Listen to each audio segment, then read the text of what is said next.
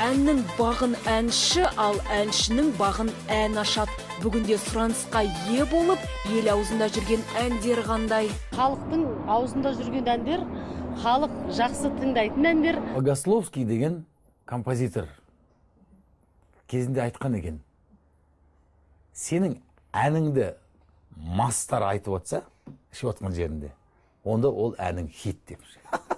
Әншінің өнердегі бағын ашып, жұлдызын жарқырататын олардың әндері әсіресе ел аузында жүрсе, оны нағыз хитқа жатқызуға болады. Жұлдыздар жарқырайды жобасы өткен жылғы және осы жылдың хит әндерін саралап көрді. Аспанға қараймын, жұлдызды санаймын, сол жұлдыздың ішінде сен жоқсың арайлы. Бұл әндер өткен жылы сұранысқа ие болып, Ақмаржан мен Қызыл өрікті қыстырған туындылар. Халық көп сұрап, осы бір хит әндерді тыңдау үшін қалталарынан қыруар ақшаларын да шашты. Биыл олардың орнын қандай жаңа әндер басты? Халықтың сүйіспеншілігіне бөленген, әрі риза болып тыңдайтын әндері қандай?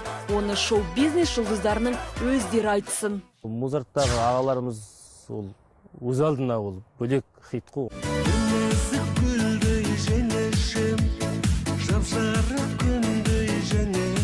Төреғалидың бір әнін хит деп, осы бір-екі жерден естіп қалдым. Ой, осы баланың осы ән қазір хит болып тұр ғой деп айтып атты. Бірақ мен өзім тыңдай алмай жүрмін. Шын айтқанда ұяттымын. Бірақ халық айтқаннан кейін мен де құлағыма құйып отырамын. Сен барсың тек менде, келмейтін шектеуге, жадырап көктемде, нұрымды төккенде. Чип-чип, аспанға қараймын. Осындай әндерді көп кісілер тыңдайды. Әнші Асхат Тарғановтың өткен жылы жаздыра салған Мария Магдаленасы биылда хит әндердің қатарында екен.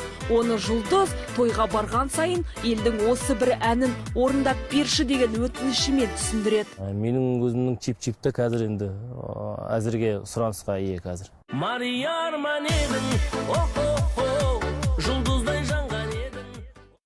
Аяқ астынан шыққан чип-чип елдің қошеметіне бөленіп, сұранысына ие бола бастағанын алғашында әншінің өзі де сезбей қалыпты. Сөйтіп ол ойламаған жерден той жұлдызы атанды. Алайда бұл ән көп тыңдалғанымен де көп сыналды да. Чип-чип хит қой енді, бірақ енді сөзі дұрыс емес те, чип-чип деген мағына жоқ былай қарасында. Бірақ енді ырғақты жеңіл билеуге, сосын көңіл көтеруге сондайға арналған да. Әншінің әні хит болу үшін де әншіге бармақтай бақ керек екен. 5 жыл Алматыға қатынап ән жаздырғанмын да, әндерімді осы шоу-бизнеске мысалы өзімше әндерімді жаздырып Алматыға мен Ақтөбеден пойызбен қатынайтынмын. 1-10 күн жүретінмін, әндерімді жаздыратынмын. Мысалы 5 жыл бойы қаншама уақытың кетті, қаншама қаражат кетті, ол еңбек мысалға. 5 жылдан кейін мысалға мына ән шығып тұр мысалға. Ол Аллахтың берген бағы. Төреғали Төрәлінің Бол жанымда әні биылғы жылдың хиті көрінеді. Актер әрі шоумен Нұржан Тутов та соны дәлелдейді.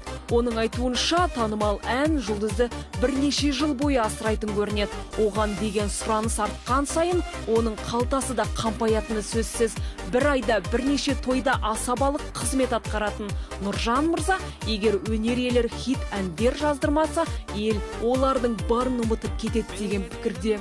Эстрада жанрында 15-20 жыл жүрген әншілердің өзінде хит жоқ, өкінішке орай. Хит жоқ. Хит жоқ болғаннан кейін сен бірте ұмытыла бастайсың. Ал халық артисі Мақпал Жүнісова болса, өзінің орындауындағы қандай әндері хитқа айналғанын әлеуметтік желі арқылы біліп отырады екен. Тыңдармандары әншінің бірнеше жыл бұрын жаздырған ретро әндерін әлде сүйіп тыңдайтын болып шықты. Халық жазып жатады Инстаграмға мысалы. Маған айтты, сіздің мынау адамдар кешіріңіздер деген әніңіз хит қой деді. Сосын Фариза Оңғарсынның сөзін жазған Жыла жүрек хит қой деді. Сосын қазақтың ерке қызы хит қой деді. Сосын айтқан әндері, кейін әндерді айтып жатыр көбі. жылдар деген бір ән шықты Ғазизхан Шекербековтің хит қой мына әніңіз деп сөйтіп маған сөйлейді енді елдер да. Осы аптада Белоруссияның Витебск қаласынан отандасымыз Димаш Құдайбергенов жағымды жаңалықпен оралды.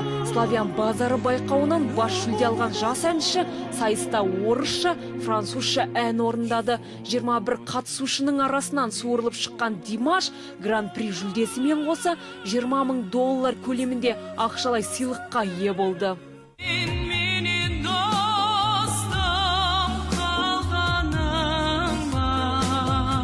Әншінің дүбірлі додада орындаған бұл әні елімізде қаншалықты хитқа айналатыны уақыт еншісінде. Шығарылған әннің хитқа айналатынын не композитор, не әнші де білмейді. Әнді хит қылатын тыңдармандар, көрермендер, бір сөзбен айтқанда халық. Ал сол халықтың көңілінен шығатын, құлақ құрышын қандыратын әндер көп болсын деп тілейік.